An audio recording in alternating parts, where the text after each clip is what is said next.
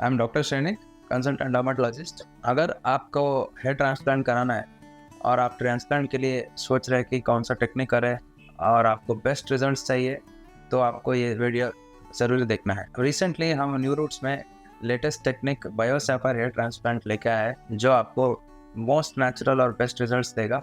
और ये बायोसैफायर hair transplant के बारे में आज बात करेंगे। उसका मेथड क्या है, टेक्निक क्या है और how is it different from other technique. So biosapphire hair transplant का मतलब है, जो नॉर्मल एफयूवी टेक्निक होता है उसमें देयर आर मल्टीपल स्टेप्स और इंस्ट्रूमेंट्स होते हैं। अगर इसका कॉम्बिनेशन, अगर सारा स्टेप्स में अगर हम ये जो मैं बताऊंगा ये सब फॉलो करेंगे, तो उसको आपका बेस्ट रिजल्ट्स आएगा।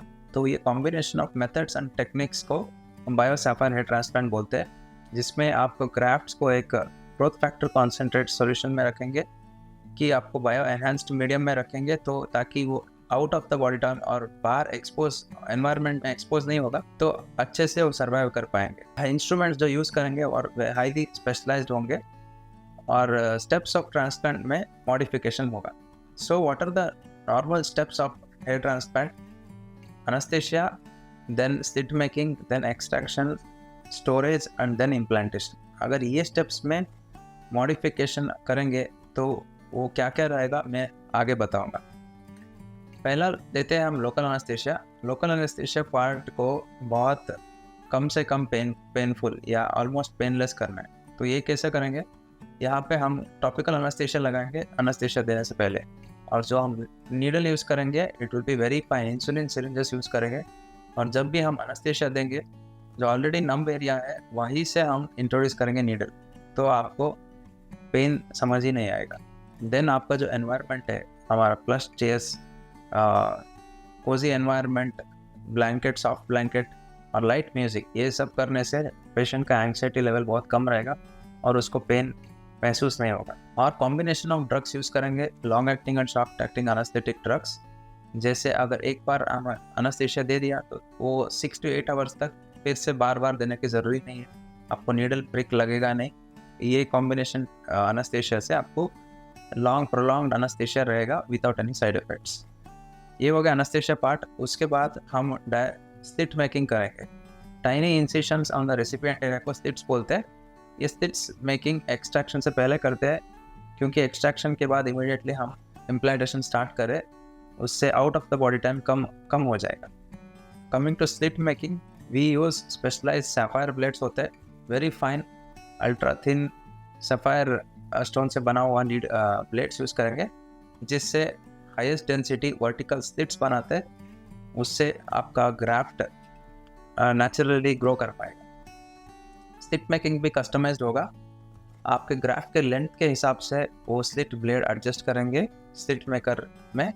और अगर वो 4 मिलीमीटर है तो डेप्थ उतना ही रखेंगे, ताकि एक्सेस ब्लड वेसल्स को ना लगे और एक्सेस इन डेप्थ ग्राफ्ट ना चले जाए या शैलो भी ना हो। एग्जैक्ट डेप्थ में ग्राफ्ट रखने के लिए length of the graft is important, उसी के हिसाब से हम स्लिट बनाएंगे। स्लिट मेकिंग के बाद एक्सट्रैक्शन होगा। एक्सट्रैक्शन में भी हम स्पेशलाइज्ड पंचेस यूज करेंगे। एक ग्राफ्ट में कितना माल है उसके हिसाब से हम वेरी करेंगे।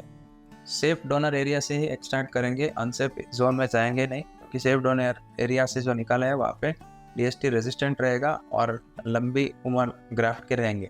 अगर सिंगल ग्राफ्ट है तो 0.7 मिलीमीटर, डबल ट्रिपल है के लिए 0.8 मिलीमीटर पंचेस यूज़ करेंगे। जिसको 4 हेयर्ड ग्राफ्ट है उसको 0.9 मिलीमीटर पंच यूज़ करेंगे। तो इससे हमारा वेस्टेज कम होगा, ट्रांसैक्शन लेवल बिल्कुल ज़ीरो होगा। और जो सेरेटेड पंचेस है, इससे अगर यूज़ करेंगे तो आपका डोनर एरिया डैमेज नहीं होगा। फ्यूचर में भी आपको ट्रांसप्लांट लगने वाला है तो वहाँ पे ग्राफ्ट अवेलेबल रहेगा। Without any damage we can extract maximum number of grafts with this type of extraction.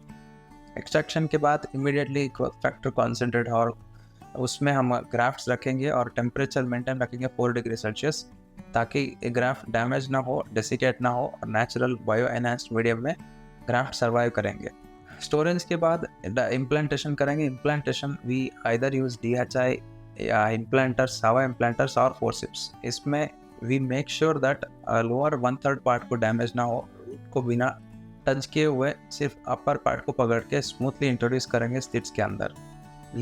ये करने से ग्राफ्ट सर्वाइवेबिलिटी, अगर हम 1000 ग्राफ्ट डालें उसमें ऑलमोस्ट 95, 950 टू 980 ग्राफ्ट्स वापस आना चाहिए। इतना बेस्ट रिजल्ट्स के लिए ये स्टेप्स फॉलो करना चाहिए। बायो सैफायर का उसका और बेनिफिट है pre existing hair, as we will be injecting the growth factor concentrate both on the donor and recipient area, तो प्री एग्जिस्टिंग हेयर के लिए भी बूस्ट मिलेगा। और ट्रांसप्लांटेड हेयर फास्ट ग्रो करेगा, एक शेडिंग फेस उसमें रिड्यूस हो जाता है, और ग्राफ्ट ग्रोइंग टाइम जो है लगभग 5 to 6 मंथ में आपको रिजल्ट आ जाएगा। ये सब बेनिफिट्स बायो सैफायर का है।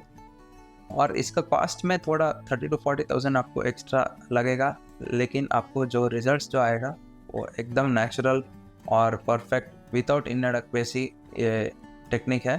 तो bio sapphire hair transplant is the latest and the best technique.